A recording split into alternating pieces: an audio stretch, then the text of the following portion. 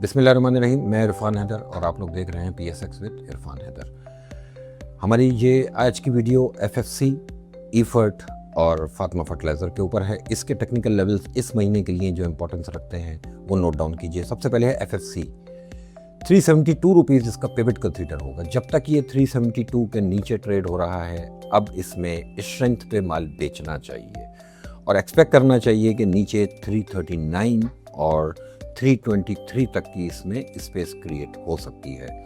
क्योंकि देखें, जो भी हालात बने, जिस वजह से भी मार्केट पिछले महीने के एंड में नीचे आई इंडिया पाकिस्तान की वजह से कम हम चार्ट्स के ऊपर अब कुछ बेरिश सिग्नल्स क्रिएट हुए हुए बहुत क्लियर देख रहे हैं। 372 को सामने रख के माल बेच के काम करना चाहिए। लेवल्स मैंने सपोर्ट बता दिया आपको। ईफर्ट है नेक्स्ट।